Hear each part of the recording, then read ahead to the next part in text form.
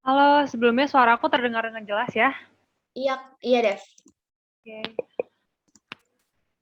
Kita tunggu share screen-nya dulu ya. Oke. Sekali lagi aku ingetin buat teman-teman yang belum rename, harap segera rename ya. Terima kasih.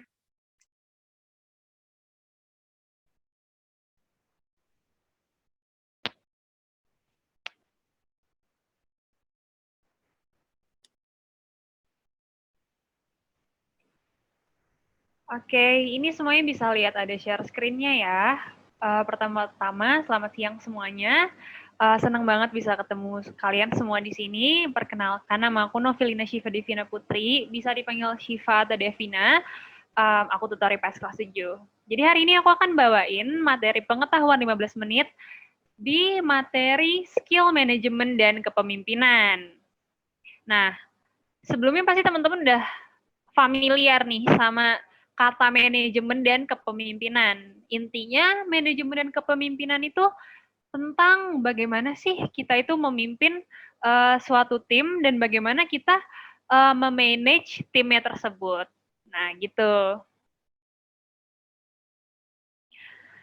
Jadi pertama-tama apa sih tujuan dari belajar skill manajemen dan kepemimpinan ini? Nah, kalian bisa lihat di slide, yaitu supaya kalian semua dapat menjadi pribadi yang lihai dalam memanajemen pekerjaan, serta dapat menjadi pemimpin yang baik dan benar. Jadi kalau kalian belajar ini, aku harap kalian bisa lebih baik dalam memanajemen pekerjaan kalian, tapi kalian juga bisa menjadi sosok pemimpin yang baik dan benar. Gitu. Oke, yang pertama ada what. Apa sih skill manajemen dan kepemimpinan itu?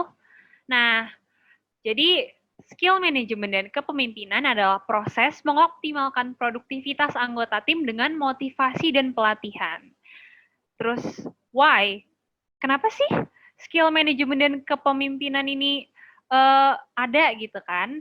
Nah, jadi para pemimpin biasanya menggunakan people management untuk uh, meningkatkan kinerja anggota timnya sekaligus mengawasi pekerjaan timnya. Gitu, teman-teman.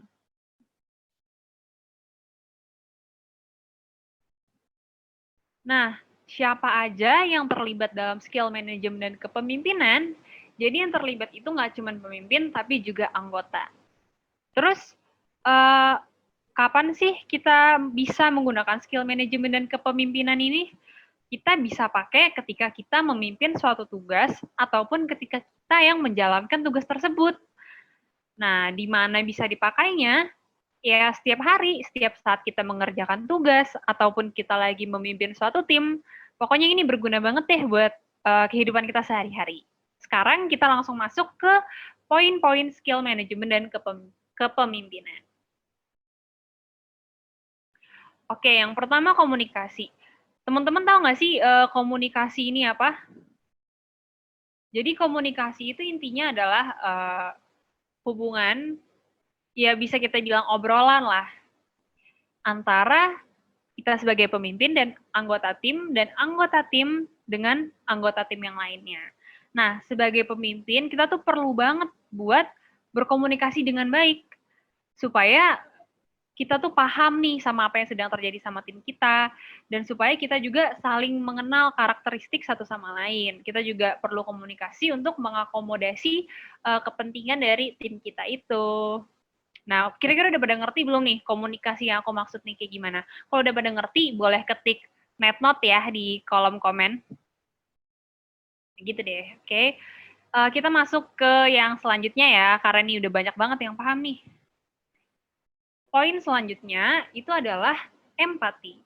Empati di sini tuh adalah rasa kita sebagai pemimpin untuk dapat memahami perasaan dari teammates kita, dari si teman sekelompok kita, apalagi kalau kita sebagai pemimpin ya, supaya kita dapat lebih mengakomodasi mereka untuk memudahkan kita juga mencapai tujuan dari kelompok kita. Contohnya misalnya tim kita tuh ada yang izin sakit, kita sebisa mungkin untuk mencoba seenggaknya bilang, oh iya cepat sembuh ya, supaya mereka juga semakin merasa dihargai lah di tim kita. Oke. Ini udah pada tahu belum nih tapi empati itu kayak gimana? Contohnya. kayak aku bilang tadi ya, mungkin kalian kalau udah pada ngerti, boleh ketik NetNote lagi. Oke, kita ke poin selanjutnya. Nah, yang ketiga ini tuh penting banget, yaitu training. Training atau pelatihan itu adalah kegiatan yang fungsinya supaya kita dan anggota-anggota tim kita skill-nya jadi makin bagus, jadi makin nambah nih. Yang tujuannya ya supaya tujuan dari kelompok kita tuh lebih cepat tercapainya, lebih bagus tercapainya. Nah, pelatihan ini tuh macam-macam ya. Bisa dengan kita yang ilmunya lebih banyak ngasih ilmunya itu lagi ke anggota tim, atau kita merangkul orang yang memang sudah profesional di bidangnya untuk sama-sama nih kita training. Contohnya misalkan kayak dulu aku ketua tim debat sekolah aku, dan aku jadinya ngadain training dengan anggota-anggota tim debat aku, berbagi informasi, berbagi skill supaya mereka makin bagus debatnya gitu. Udah ngerti belum nih jadi training tuh kayak gimana? Yaudah kita lanjut aja ya ke poin selanjutnya.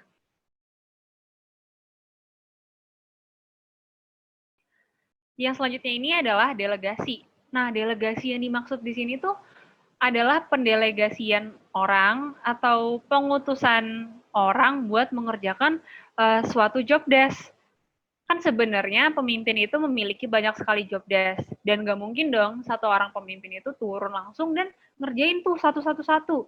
Nah, karena dia juga punya anggota tim, maka dia mendelegasikan anggota timnya itu untuk mengerjakan pekerjaan-pekerjaan tersebut. Dan si pemimpin itu harus punya kemampuan untuk menilai mana sih job desk yang tepat untuk anggota yang tepat. Jadi pendelegasian itu ya maksudnya teman-teman. Kira-kira udah paham belum nih? Pendelegasian ini maksudnya gimana? Bukan kayak disuruh mewakili sekolah gitu ya teman-teman. Nih kalau udah ngerti boleh ketik NetNote di bawah. Di Ngerti, Kak. Keren. Sekarang kita lanjut ya ke poin selanjutnya. Nah, poin selanjutnya itu adalah reward dan pengakuan. Reward dan pengakuan ini tuh sebenarnya pasti udah sering kita temui di kehidupan sehari-hari. Contohnya ketika kalian lagi belajar di kelas virtual nih sama kakak-kakak tutor. Pasti misalkan kalian bisa jawab sesuatu dengan benar, pasti kakak tutor bakal bilang kayak, wah hebat, keren, jawaban kamu benar. Nah, itu adalah salah satu bentuk dari reward dan pengakuan. Reward dan pengakuan ini tuh fungsinya supaya anggota tim kita itu merasa senang, merasa dihargai, merasa diapresiasi atas kerja kerasnya, dan termotivasi untuk tetap melakukan pekerjaannya dengan baik atau bahkan dengan lebih baik ke depannya. Nah, jadi contoh reward tuh kayak, wah kamu keren banget, kamu bagus deh pekerjaannya, atau mungkin kalau di lapangan yang lebih luas, reward tuh bisa bentuk hadiah yang konkret kayak uang atau barang, seperti itu. Selanjutnya,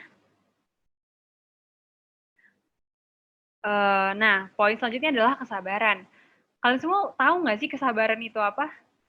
Tapi aku yakin udah tahu ya, karena ini adalah hal yang kita harus punya sebagai manusia, dan lebih wajib lagi kalau kalian berperan sebagai pemimpin untuk punya kesabaran ini.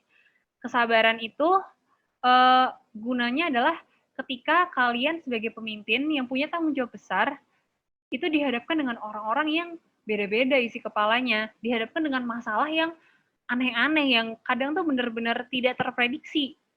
Nah, untuk menyelesaikan masalah, kalian harus punya kesabaran ini, supaya kalian bisa menyelesaikan masalahnya itu dengan baik, dengan tidak gegabah, dengan tidak melakukan hal-hal yang sebenarnya nggak diperlukan. Jadi itulah fungsi skill kesabaran sebagai pemimpin. Udah ngerti kan nih sama fungsi kesabaran sebagai pemimpin? Boleh ketik NetNote ya di kolom komen. Oke, udah banyak banget yang ngerti ya.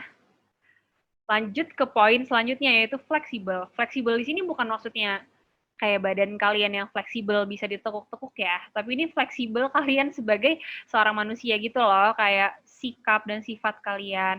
Fleksibel ini tuh digunakan ketika kalian sedang menghadapi masalah yang kayak berbagai macam bentuknya itu, kalian harus bisa menyesuaikan diri untuk menyelesaikan masalah yang beda-beda tadi, karena penyelesaian masalah itu nggak bisa sama gitu kan.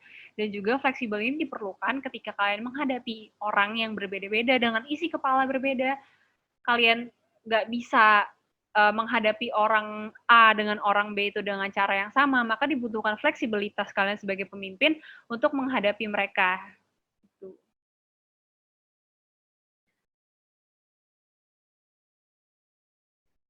Nah, yang poin kedua ini udah poin kedua yang terakhir ya. Jadi ini open minded atau berpikiran terbuka. Berpikiran terbuka ini tuh fungsinya adalah supaya kalian jadi pemimpin yang terbuka dengan segala kesempatan, segala ide dan segala opini. Jadi contohnya, misalkan kalian menjadi seorang pemimpin itu kan secara hierarki ya lebih tinggi ya dari anggota yang lain. Tapi bukan berarti karena kalian tuh secara hierarki lebih tinggi, kalian jadi anti kritik, kalian jadi merendahkan opini atau kritik dari anggota yang kalian anggapnya nih kayak ih nggak selevel gitu, nggak boleh ya. Kalian harus jadi pemimpin yang open minded, yang menerima dan yang yang bisa menerima kalau opini orang itu bisa lebih bagus walaupun mereka tuh posisinya nggak kayak kalian pemimpin, dan juga open minded buat segala kesempatan yang ada. Tuh.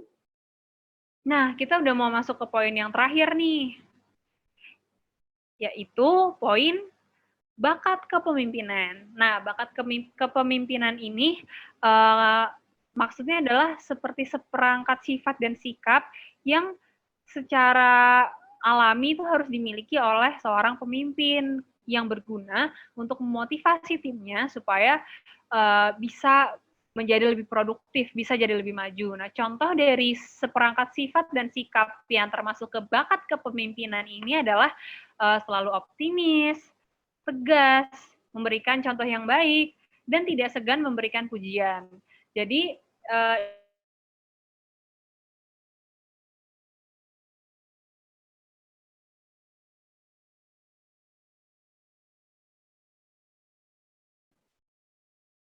nah, udah selesai nih materi skill manajemen dan kepemimpinannya.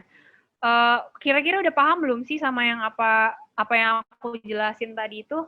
Kalau udah paham boleh ketik paham gitu ya.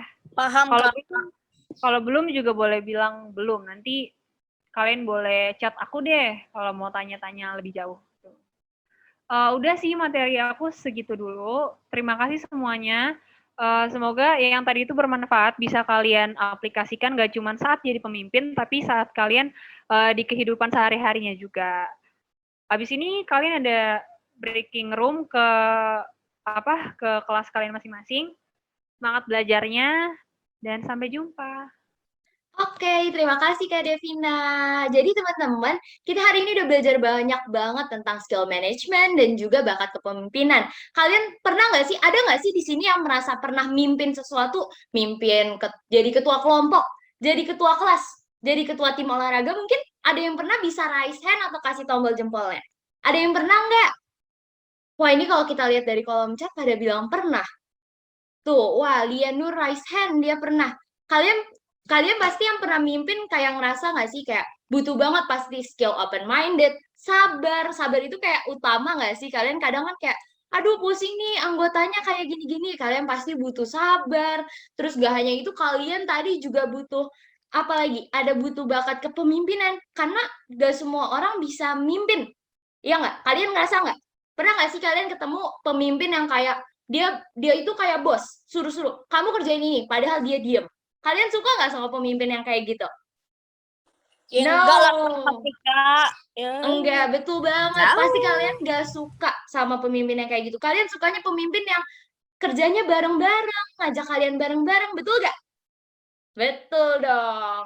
Jadi, tadi itu ada beberapa hal yang bisa kalian terapin. Selain sabar, open-minded, dan juga punya skill kepemimpinan yang baik, ingat kalau misalkan kalian sebagai pemimpin perlu mengapresiasi. Jadi kalau teman-teman yang lain udah ngebantu kalian nih, bilang terima kasih. Dan juga bilang 3 kata penting kayak tolong, maaf, dan terima kasih. Itu tetap perlu.